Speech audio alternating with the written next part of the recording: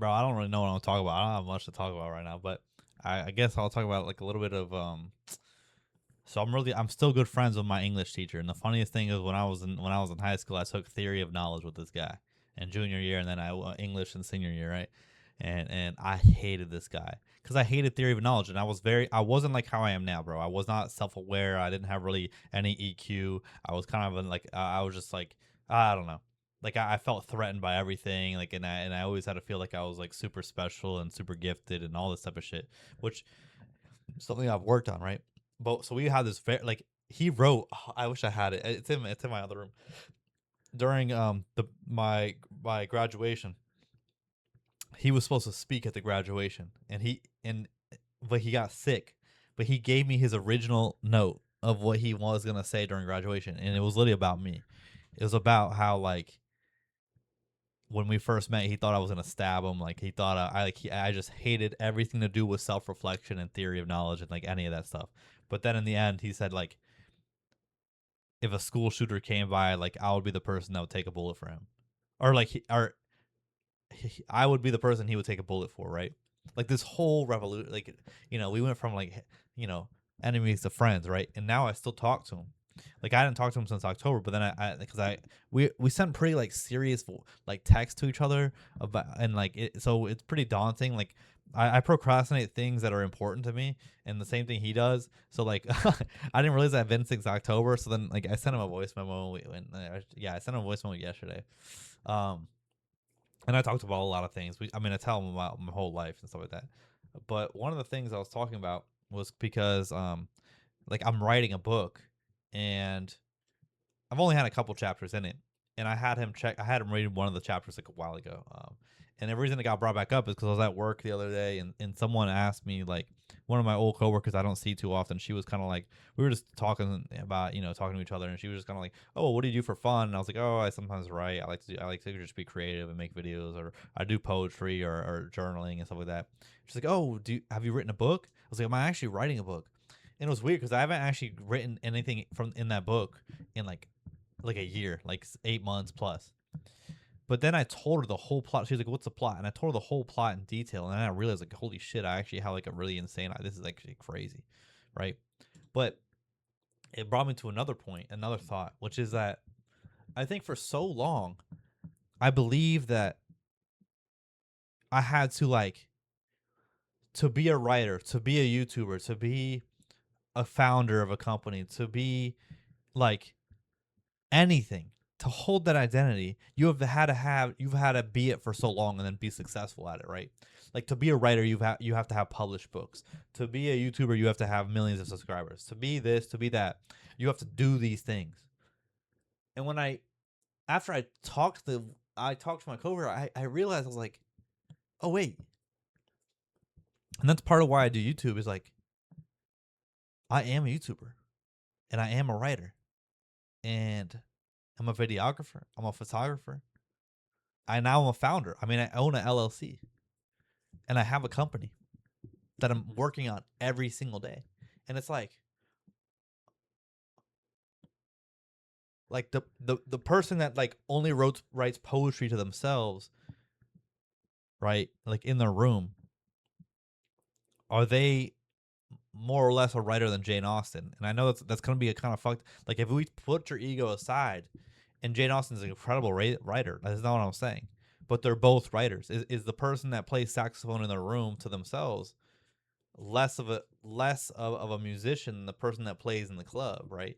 Is the person that just is Julianne who just paints for herself and her family any less of a painter than someone that has their pieces in the gallery, right? And I feel like the identity switch happens immediately when you decide that it's so, right? I became a YouTuber right when I posted that first video. And I thought to myself, "Oh, I'm posting YouTube videos." Right? I became a writer when I was just journaling to myself. And when I was writing poetry, and then when I started writing that book, like I am already those things. And I've always thought that you have to be essentially be in the middle of the project. You have to be almost at the peak of the mountain before you can call yourself such. But no, that's not true. That's not how identity works, right? And I feel like that had a lot to do with when I was before I had my LLC, before I actually like began to build my company, and all it was an idea in my head. I met this woman, and I've told this story before, but I met this woman on a plane on the plane from Singapore to California in November,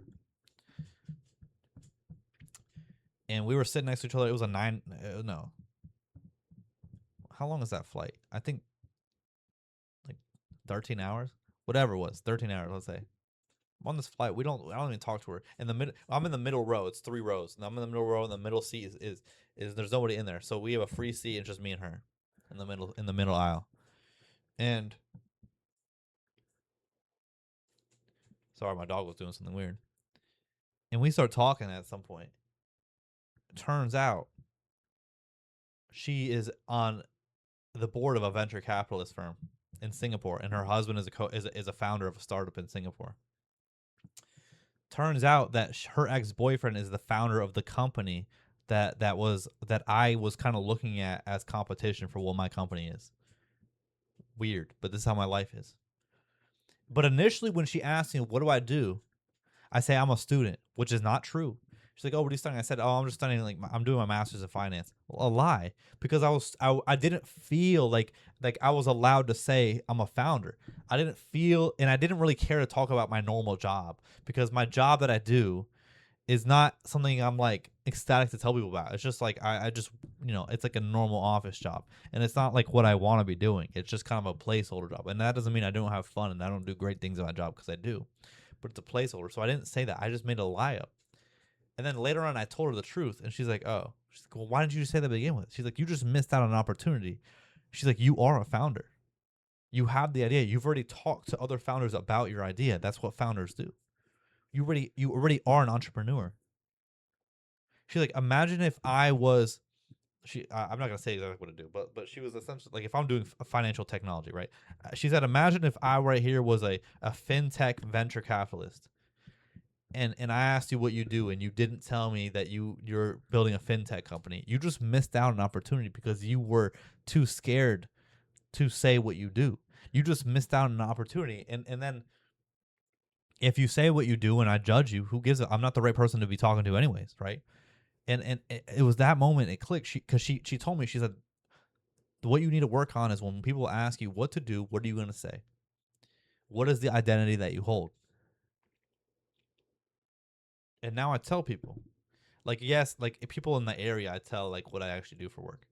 But other people, I tell them like I'm a founder, and it's true now. Like it's even more true than it was before. I mean, wasn't true before, but it was more I was in the idea stage. Now I've actually like I'm almost done with the MVP, the minimum viable product, and I've almost finished all my customer discovery interviews, and I have my LLC now with the EIN. Like,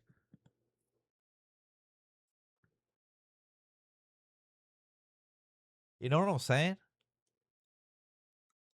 And it's like crazy, because once you hold the identity, things just start getting weird. Things start unfolding before you because you've already assumed the thing. If you say, "I can't become a founder until X, Y, and Z, I can't become a YouTuber until I have this many subscribers," then all those videos are gonna be like through a energy of lack, because you're lacking the identity, and you feel like you need to do something to get there. And when you get in that feeling of need, your universe is going to manifest things that show that you need something.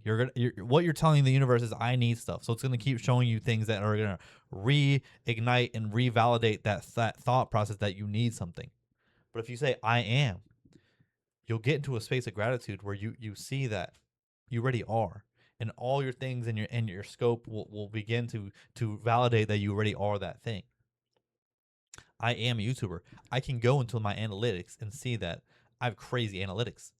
Like I've this whole channel, this whole channel came from me literally being like, I've always wanted to post something. Let me post something, and it was more of a therapy thing. It was exposure therapy for vulnerability and showing up. I mean, dude, there are so many videos there's videos of me being very spiritual and high up and like grounded, and then there's videos of me being depressed, and there's videos of me in addiction, there's videos of me out being and trying to be sober, there's video all and every like my whole channel is like this, like what I've wanted it to be, which is like almost like an anthology of my life, or like a it is a case study of the human condition. And you could watch me, and if you watch my videos in a row, you'll see me go like this, like or like that, right? But besides the point, my when I made my first video, I decided like I'm a YouTuber now. This is what I do. I'm a writer. I'm a photographer, right? And then opportunities come and things further because the universe and God want to, essentially validate what you're thinking, validate what you are, right? Because you've been gifted with the spirit. And so it's like you have these powers. I mean, this doesn't sound woo woo to people. I don't give a fuck. And I look like a prep boy with a side part right here. That's not how I usually wear my hair, but this is how it fell after a shower. But you get what I'm saying, right? So my point being is like, if you don't feel like you are the thing, ask yourself why.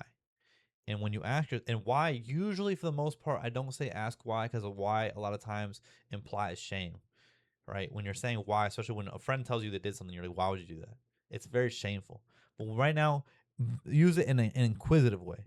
When you think, why do not I identify as whatever your specialty is, soccer player, as a as an accountant, I don't fucking know, as a student, as a college student, as a researcher, as a badminton player, as a as an artist.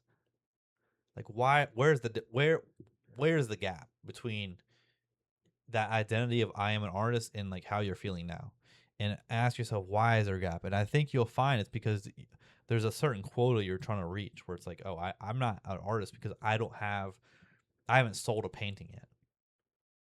Oh, okay. So ask yourself, so why would does an artist who's only done art for family and friends, who's never sold a thing, is that an artist? If so, then how are you not an artist? Like why does the exchange of monetary value, why is putting monetary value on your creativity make you an artist, right? So you got to ask yourself, what are the reasons, right? Oh, because I only have this many followers. Like, ask yourself, why are these things making you believe you're not the thing? And that's really what I'm gonna leave it off at, because you already are the thing. You already are. What if you guys want to be an influencer? If you've made one video, you're an influencer. That's what you are. And yes, there's gonna be all the people in your life and people that aren't in your life that are gonna like literally clown on you, like clown the fuck out of you for believing in that. But it's because they can't believe in themselves, bro. Everyone that's done something in this life, everyone that's reached high levels in academia, high levels in entertainment, in artistry, and all this type of stuff, in startup and founding and business ventures, they were crazy enough to say I am first, even though everyone else was saying you aren't, right? Like just now, I'll tell you this is the last thing I'll tell you. I kept telling Julian, I'm gonna be this thing. I'm gonna build a company, right? And I kept saying it to her, but her, she's like in this sense of realism where she's like, oh, I won't. She needs to see it to believe it. For me, I believe it first, therefore it is, and then I will create. Right? I believe it first. I see it. I see it in my head. I believe it, and then I know it will manifest. But for her, she needs to see it first to feel secure, right? So finally, I showed her everything I've been working on. I showed her like my almost fully built functional MVP. And it's not some bullshit SaaS company. That's not what I'm building, right? It's a company that I think will last like decades, right? But my point is, when I showed it to her, she's like, "Holy fucking shit!" Like she was finally like, "Oh my god, I'm so proud of you. This is insane. I didn't think this was possible." The whole time she didn't believe in me. She believed in me, but she was still had a lot of doubt, and she didn't believe in the woo woo stuff. Where I can say with absolute certainty that I have an idea and it's going to succeed, and I will create it. I will be a YouTuber. I am a YouTuber. I am all this. But she needs to see tangible proof. So I showed her proof, and she's like, "Holy fuck! I didn't believe this was possible." I was like, "I told you. I already knew it. I already knew it." So there's gonna be a lot of people in your life that aren't gonna believe it until they see it. And I will say, for the ones that you love, right, you got to give them grace. And also, it's actually kind of a good thing to have those people in your life because, yes, it's great to be up here in the vision. It's great to be looking up at the clouds and be in your vision. But every now and then, you got to look down and make sure you're stepping in the, you're taking steps, right? Your feet are moving. And those people are going to help you move your feet because I'm talking like, yes, there's gonna be people that believe in you, but they want to see proof, right? That's one thing. But then there's gonna be a lot of people that just like are like, you're fucking crazy, and you could use those people a few, or they could just be like unbothered because you know that they can get in the mental space to believe that crazy shit's gonna happen. I remember one guy was talking about that the nature of this world is that miracles are natural. Miracles are actually the natural order of things, but we're told otherwise. So if you walk with a knowing of that to be true, crazy shit's gonna happen to you. I mean, my life is like mad synchronicity. There's a lot, or synchronous, I guess is the word. But I'm out of here. 10-4. Guys, girls, gays, queers, of them, zero and all. Everyone, anyone, have a blessed rest of your Monday. I'll catch you guys on a beautiful Tuesday.